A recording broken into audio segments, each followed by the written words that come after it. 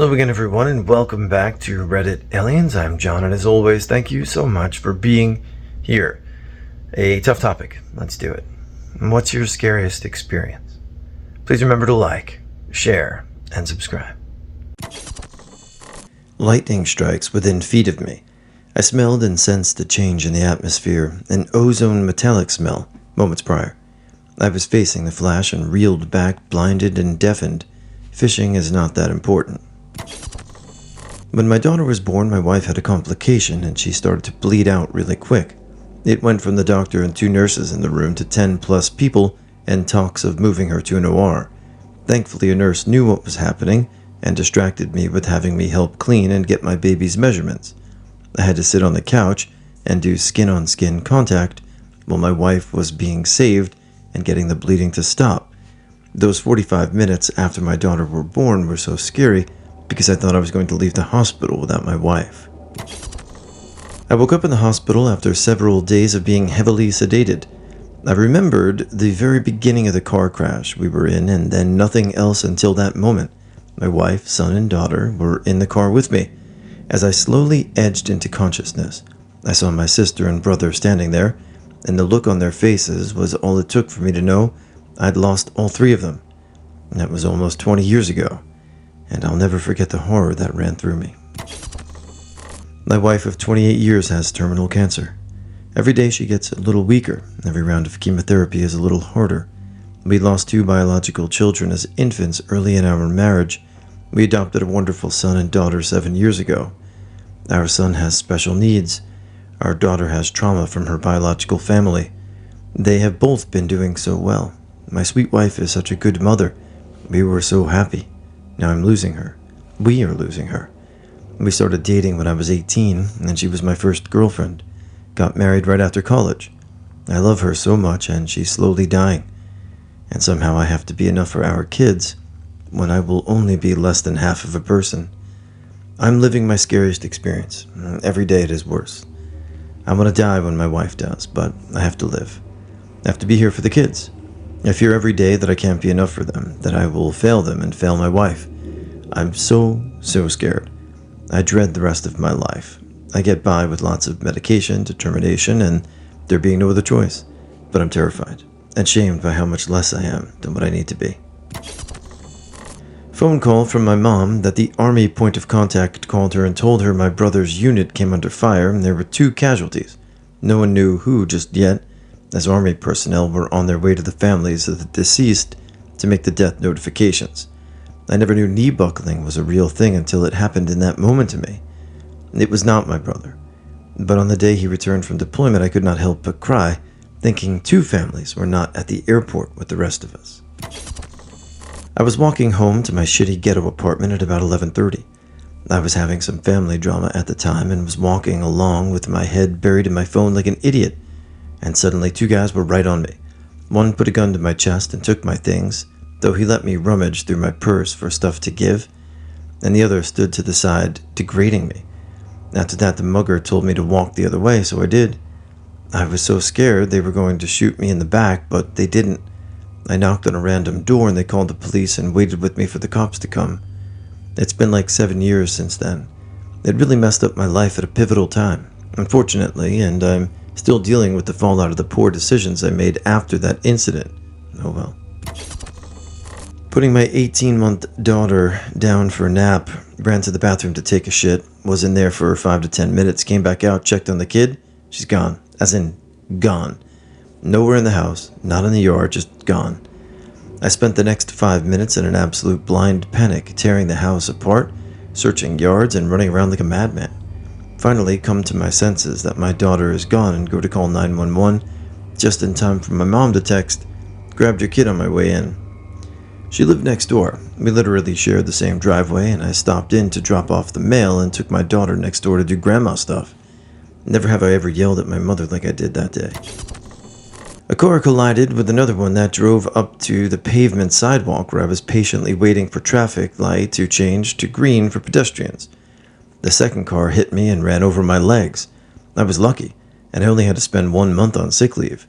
The problem came when I realized that it could have run over my head, and I'd be dead by now. When I was around 14, my mom and I were at Wendy's, and after we finished up our meal, I went to the bathroom while my mom went to wait in the car.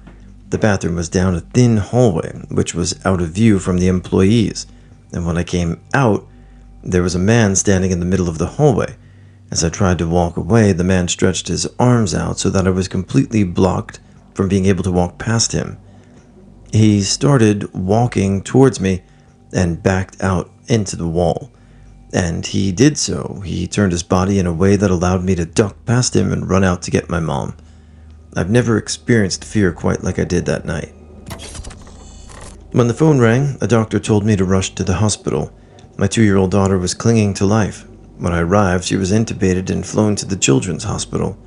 When I finally got to the children's hospital, they took us to the room to say goodbye. They were still performing CPR, and they stopped and she passed. It was 24 years ago, and I could still remember every detail of that day. I don't wish it on anyone. Well, that hit me like a ton of bricks. I don't even have words. Saying sorry isn't enough. I hope you and your family found some sort of peace. Sorry. When I was a kid, my grandparents had a house in a small town, about 900 people. I was walking down the street with my grandmother at 7 to 8 p.m., so it was already dark, and I saw this gigantic house just out of a horror movie.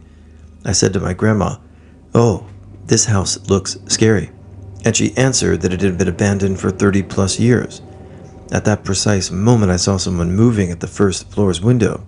It was probably nothing, or the wind, or a homeless person trying to get something, but I remember that I couldn't sleep for weeks after that. I was a dumb kid, I'm sorry. It's not really scary, but I haven't felt that intense fear since. My younger son went into the hospital with severe stomach pain. It was all the symptoms of appendicitis, but they couldn't locate his appendix. After he was able to make a bowel movement and ultrasound tech got creative, they finally found it up and around on the wrong side of his body, completely inflamed, perforated, and ready to burst. They got him into emergency surgery ASAP.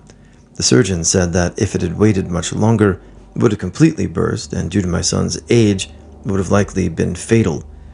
As in, he had to be in the hospital for a week on IV antibiotics, and he had a hard time walking for a while. It's been a year and he's great now, but he doesn't know how close he was to dying, and how scared and powerless we felt just watching him scream and pass out from pain in a hospital bed while the doctors couldn't find anything. I went surfing during a hurricane that wasn't hitting us directly without a leash. Going in during those conditions is dicey, but without a leash is downright dumb. The surf shops weren't open for an hour or so. I figured I'd grab a couple waves and walk over. First paddle out, I got stuck in this weird whirlpool where I couldn't paddle in any direction except the jetty, which is obviously bad. So as I was turning around, a 7 to 8 foot wave picked me up and dropped me on my back. By the time I resurfaced, my surfboard was already at the shore, and I was being sucked up past the jetty. It was still early in the morning. My friends couldn't see me. They had gone out before me, never had a fight so hard in my life. By the time I made it back in every step, I took my vision, and it almost blacked out. I collapsed as soon as I made it out of the water. I'll never forget the feeling on my toe barely touching the sand as I was making it to the point where I could stand. I did pretty much everything wrong that day, but being thrown like that next to the rocks was so disorienting I lost all sense of reason. Scariest experience? Let me paint a picture. Final semester of my master's program, working full-time, and my wife and I had just had our first child. My wife got put on antidepressants and had a severe allergic reaction called Stevens-Johnson syndrome. This is hands down the most horrible thing I've ever seen happen to a person. Worse than cancer. Her skin on her entire body blistered and melted off. Her lips melted off. Her eyelids and vagina almost melted together and shut. Her lungs melted, and her nails melted off. Just imagine taking the most volatile acid you can think of and just dipping someone inside it completely for 2 minutes. She was in the ICU burn ward, and there were 3 other people with SJS. All died within days. The pain was immeasurable. She was unrecognizable. All she could do was moan in pain. She couldn't talk or move for 3 weeks. I didn't know if she would live. I was taking care of our daughter, school, work, and sleeping at the hospital with her. I've never seen someone in so much pain. Thank God we were at an amazing facility, and we were in a phenomenal shape, otherwise she would be dead. I remember one particular moment where I was driving home and my daughter saw her mom for the first time and got scared and started crying. I thought for sure I was going to lose the love of my life. She had a particularly bad day and was coughing up pieces of her lung, and I'm talking real chunks, almost choked on it. Nurse had to pull it out. Thank goodness she's better now, but please everyone understand the dangers of these medications. If you really want to get stressed, go research SJS and look up photos. It's horrific. A few months ago, I had a life-threatening condition, ruptured brain aneurysm, that needed brain surgery right away. I always had constant headaches and always thought it was stress and not enough sleep. One day I had an extremely bad headache plus neck pain, and I was on the way to go for a movie with my boyfriend. The headache got worse and I felt something was wrong. I was someone with good pain tolerance. Immediately went to A&E. After some tests, the doctor was shocked, as I'm young, 20 plus, and it's very rare for someone like me to ever get this. He said I was lucky to get help immediately, as I could have died that day. I got a stroke after my surgery. I couldn't talk, walk, or recognize anything. Went for therapies. I'm all better now, by the way. I still remember the time when I was wheeled into surgery by the nurses, and my family was all surrounding me, but all I wanted was to hold my boyfriend's hand behind them. I couldn't speak properly, and was not close with my family. I just looked at him, wanting to say something, and I couldn't. In my head, I just kept thinking, if that's the last time I'll ever see him again. I was so afraid, to be honest. Thankfully, the operation was successful. The doctor even said I was extremely lucky, 5 to 10%, that I made it out without any life-threatening conditions, like a lifetime stroke, ventilators, etc. I was really very thankful that I listened to myself that day. I'm very grateful that I had another chance in life yet again.